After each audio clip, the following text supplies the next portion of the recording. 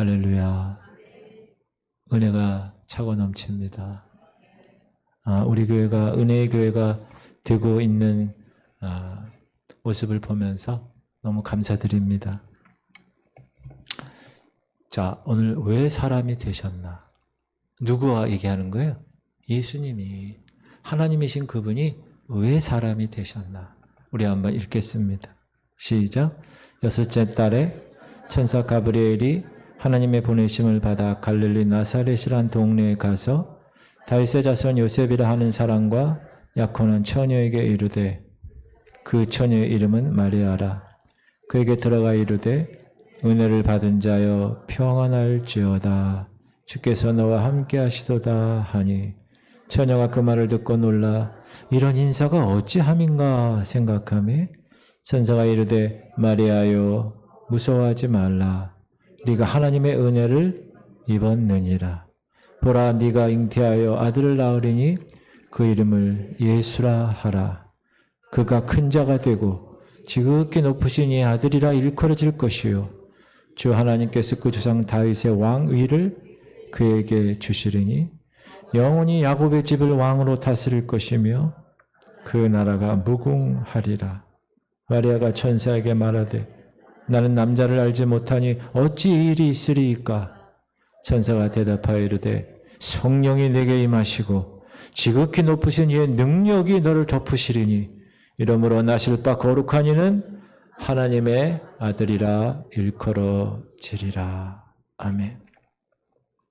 하나님이 인간이 되신 것은 하나님이 우리를, 인간을 사랑하는 여러 가지 다양한 방식 가운데서 가장 최고의 방식입니다.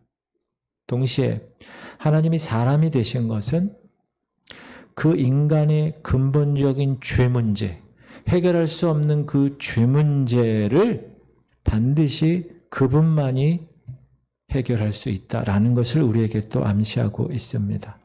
무슨 말이에요? 그만큼 하나님이 사람이 되셔서 죽을 만큼, 역사를 삼킬 만큼, 인류를 멸망시킬 만큼 인간의 죄는 절대적 무거움과 심각함을 가지고 있다는 뜻이기도 합니다.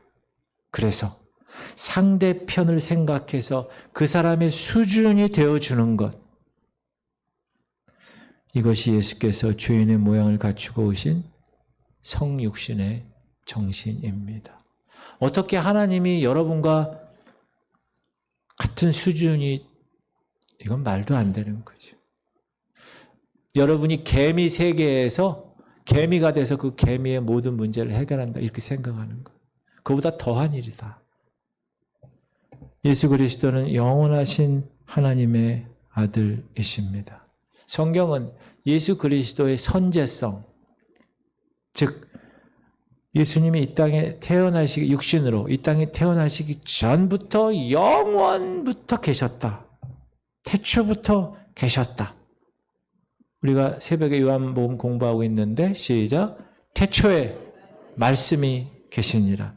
이 말씀이 하나님과 함께 계셨으니 이 말씀은 곧 하나님이시라. 여기에 태초에 말씀이 계시다. 이 말씀, 이 로고스라고 하는 이 말씀으로 오신 예수 그리스도. 그분은 태초로부터 계셨던 분인데 그는 곧 하나님이다 라고 증거하고 있습니다. 성경에 태초라는 말이 두 군데 나옵니다. 방금 읽은 요한복음 1장 1절, 그리고 우리가 주일에 공부하고 있는 창세기 1장 1절. 그래서 창세기 1장 1절의 태초와 요한복음의 1장 1절의 태초 한번 먼저 읽어볼게요. 시작. 태초에 하나님이 천지를 창조하시니라. 요한복음 태초에 말씀이 계시니라. 이 말씀이 하나님과 함께 계셨으니 이 말씀은 곧 하나님이시니라. 자, 창세기에서의 태초, 그 태초는 시간 안에 있는 유한한 태초예요. 다시 창세기 1장 1절에서 하나님이 태초에 천지를 창조하신 그 태초는 유한한 시간 안에서의 태초, 하나님께서 물질 세계를 창조하셨을 때의 태초예요. 그러나 요한복음 1장 1절의 태초는 시간 밖에 무한한 태초, 하나님의 기원을 말씀할 때 사용하는 태초입니다. 그러니까 순서적으로 요한복음 1장 1절 태초가 근원적인 태초. 근데 그런 태초에서 하나님이 시간이라는 안으로 들어오셔서 천지를 창조하신 태초. 그게 창세기 1장 1절의 태초입니다. 여러분은 지금 신학대학원 과정에서 공부하는 것보다 더 훌륭한 걸 공부하고 계시는 거예요. 별로 반응이 없는 것 같은데. 계시록에서도 시작. 나는 알파와 오메가요 처음과 마지막이요 시작과 마침이다. 요한계시록에서 주님은 나는 처음과 나중. 여기서 처음이란 말은 요한복음의 태초일까요? 창세기의 태초일까요? 요한복음의 태초지. 가장 시작, 근원이라는 거예요. 끝, 근원, 끝. 시작과 끝이 없는 의미의 처음이란 뜻이다. 마지막이라는 것도 그 끝이 없는 영원한 곳. 그런데 그런 분이 시간 안으로, 그것도 이스라엘의 마리아라는 여인의 몸에 잉태해서 세상에 응애하고 태어나셨다는 것. 이거를 우리가 성육신이라고 합니다. 따라합시다. 성육신. incarnation. 여러분, 목사님 저는 영어를 전혀 근데 하다 보면 영어를 잘하게 돼 있어요. 따라해보세요. incarnation. 어버이 주일에 이렇게 카네이션 그거입니까? 아니, 비슷해요. 발음이 똑같아요. incarnation. 네, 까먹지 마세요. 성육신 incarnation인데 요한복음 1장 14절에 이렇게 나와 있습니다. 시작. 말씀이 육신이 되어 우리 가운데 거하심에 우리가 그의 영광을 보니 아버지의 독생자의 영광이요 은혜와 진리가 충만한. 이거 우리가 외웠잖아요. 그렇죠? 자, 이처럼 말씀이 육신이 되는 사건이 바로 예수 그리스도가 처녀 마리아의 몸을 빌려서 세상에 태어나신 일입니다. 그러면 목사님, 왜 영원하신 하나님의 아들 예수 그리스도께서 왜 사람으로 태어나셔야 했습니까? 이 문제는 우리 기독교에 있어서 가장 중요한 기초입니다. 왜냐하면 여기에 여러분이 올바른 이해와 지식을 갖지 못하면 2단, 3단이 될 수 있기 때문에 또한 구원에 이르는 지식을 가질 수 없기 때문에 이게 너무 중요한, 오늘이 너무 중요한. 옆 사람에게 인사하세요. 오늘 너무 중요하답니다. 졸지 말고. 크게 해야 졸지 말고 눈을 크게 뜨고 졸리면 일어나겠습니다.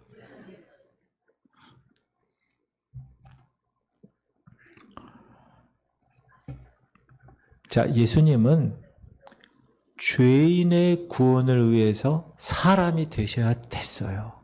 자, 성경은 죄값을 뭐라고 그래요? 시작. 죄의 삭은 사망이에요. 죄의 삭은 사망이에요.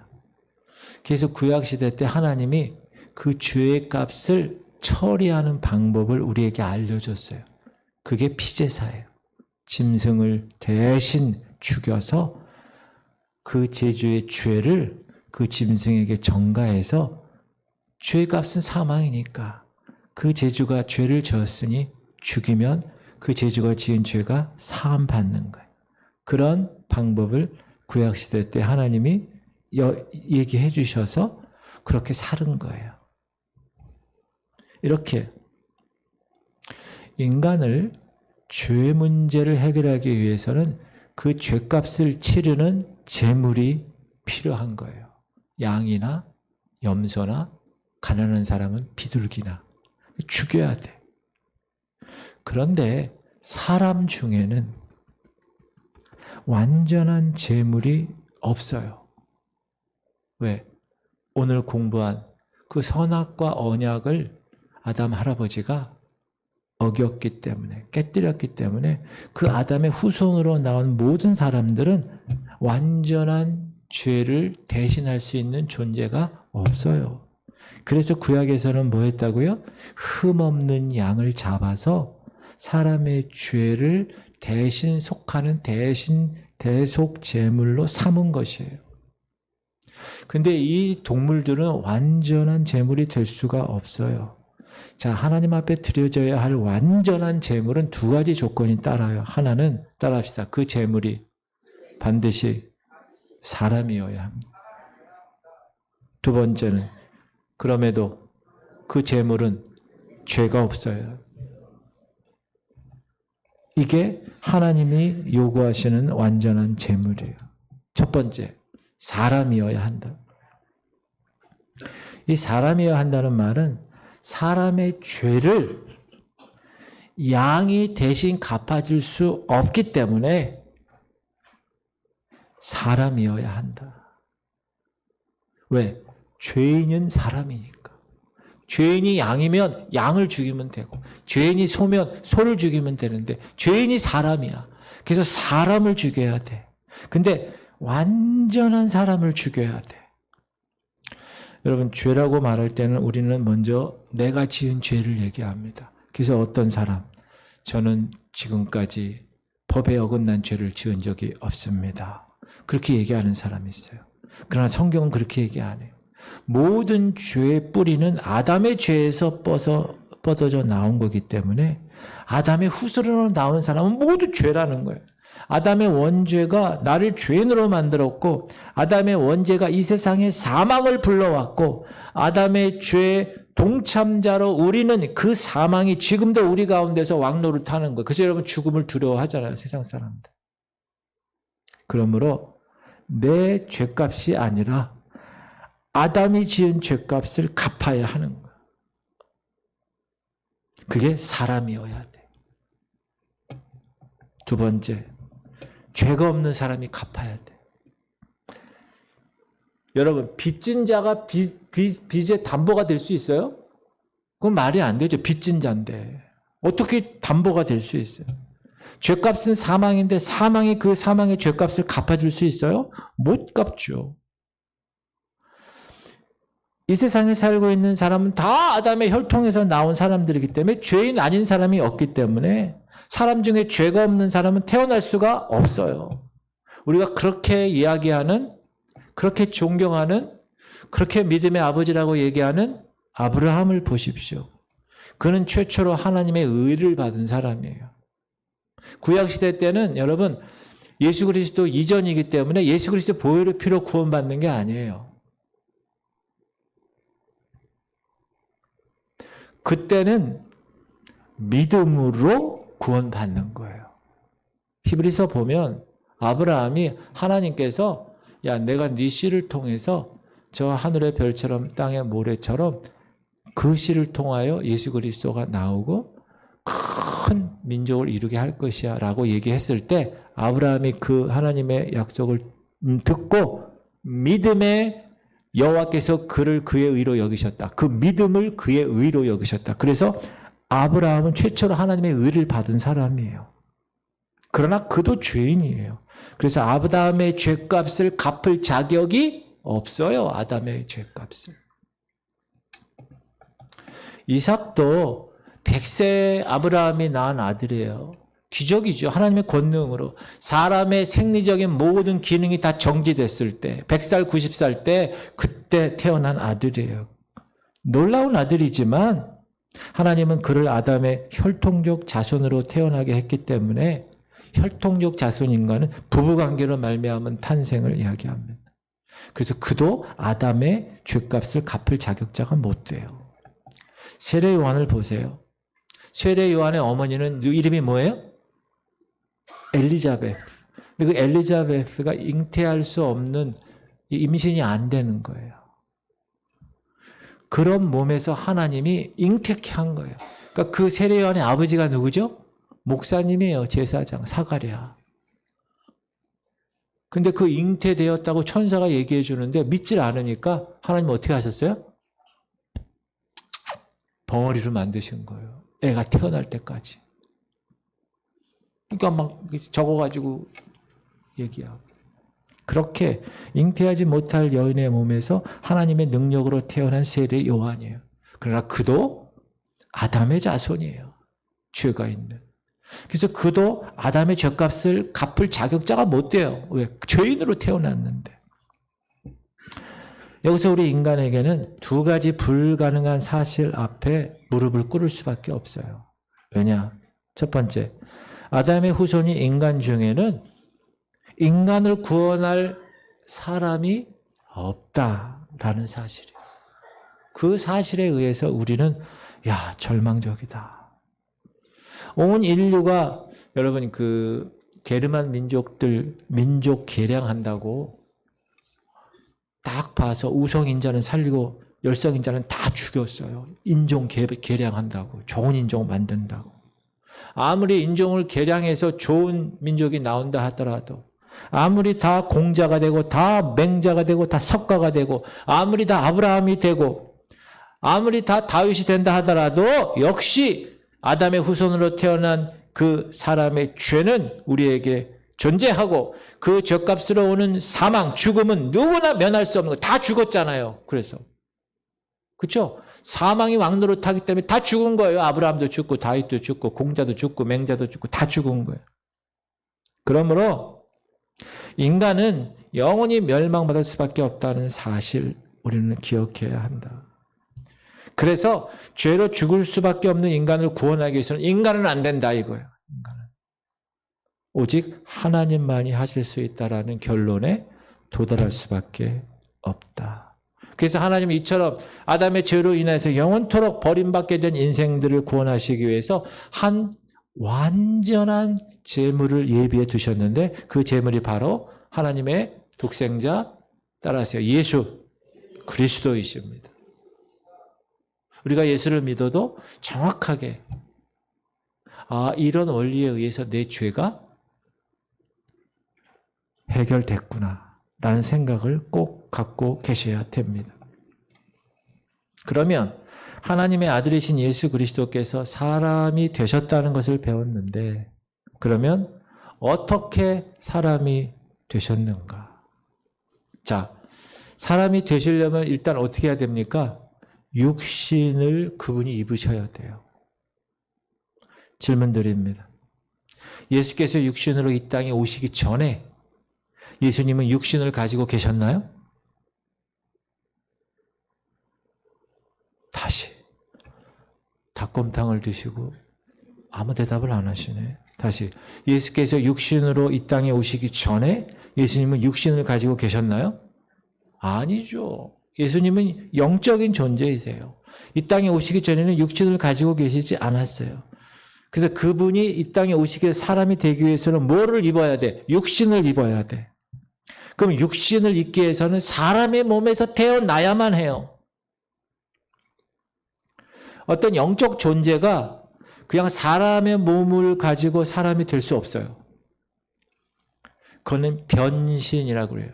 트랜스포머, 변신. 자, 구약시대 천사가 사람의 육체의 모양을 가지고 많이 나타났어요. 기억하시죠? 그건 정말 사람이 되어 육체의 모습으로 태어난 것이 아니라 일시적으로 변신한 것입니다. 그래서 하나님께서는 성령의 권능으로 처녀라는 사람의 뱃속에 말씀이신 예수 그리스도를 사람으로 잉태케 하신 것입니다.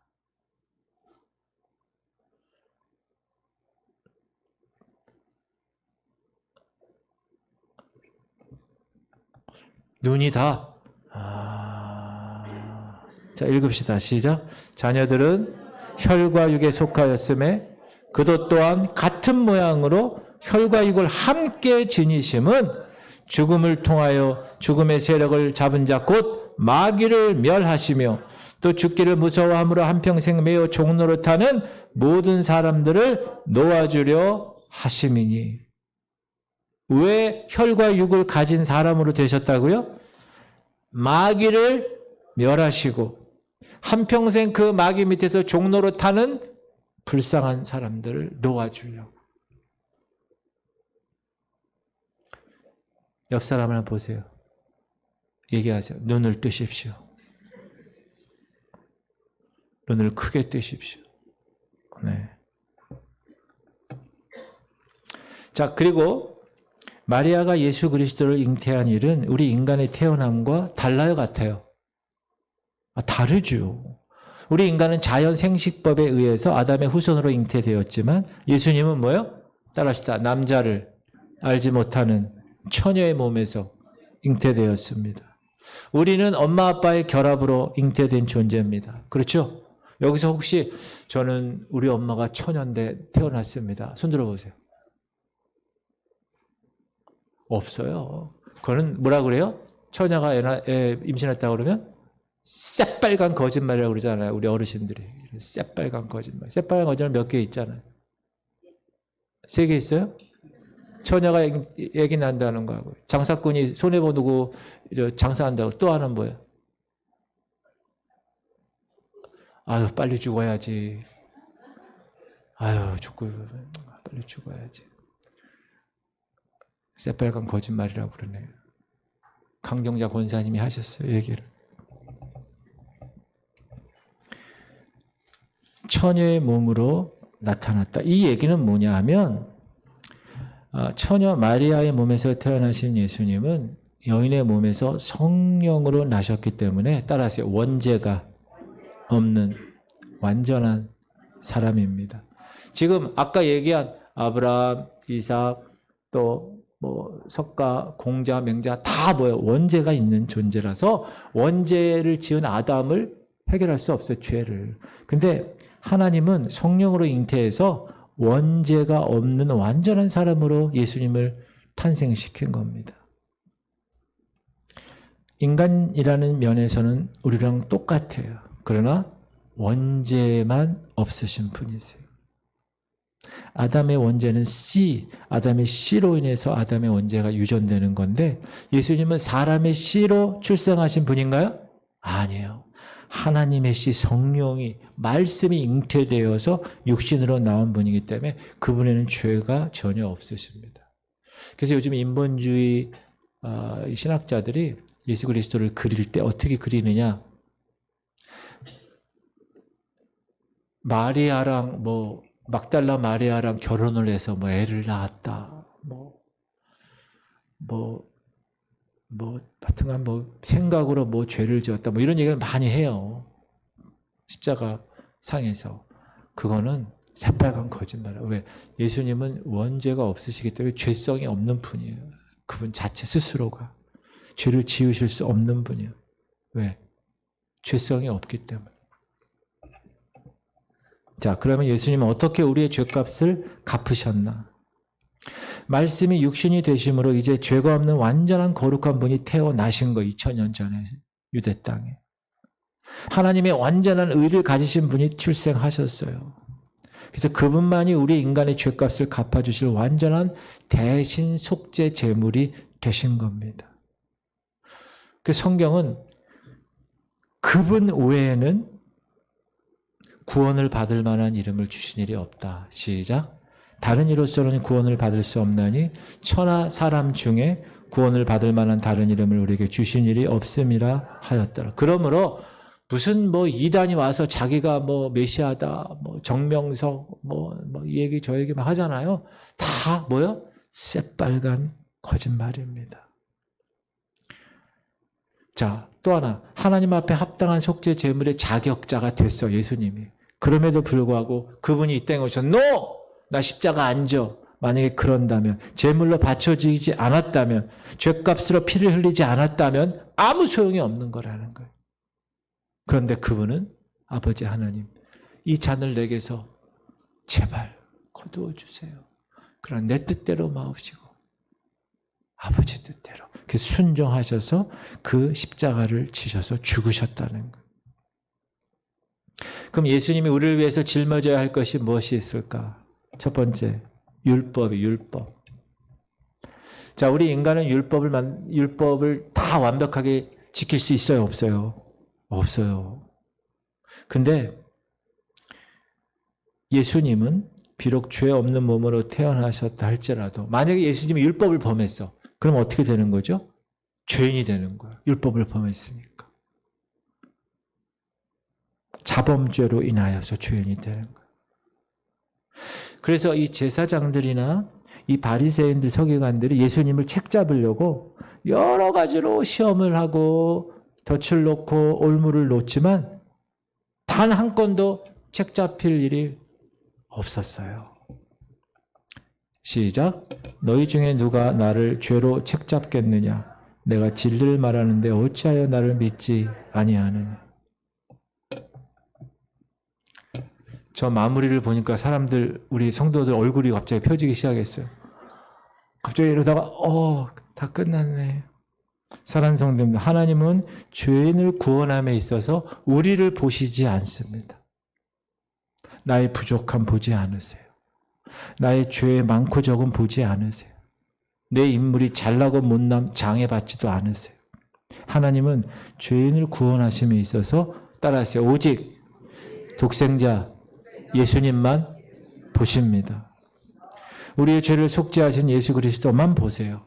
그래서 우리의 속죄가 확실한 거예요. 우리의 구원이 영원한 거예요. 그러므로 따라서 누구든지 예수를 믿으면 그리스도의 의를 힘입어 완전한 구원을 나는 받는 것입니다. 이게 복음이에요.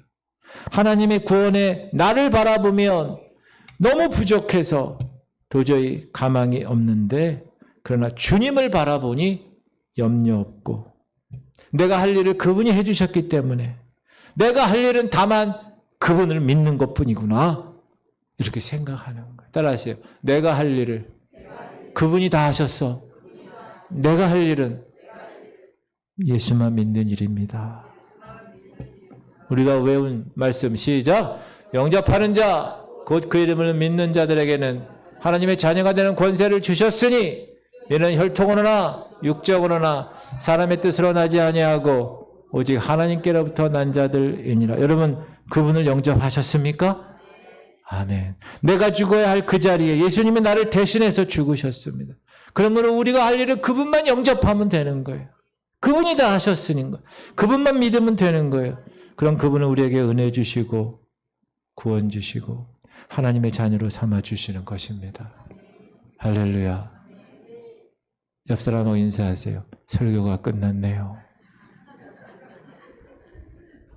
우리 기도합시다.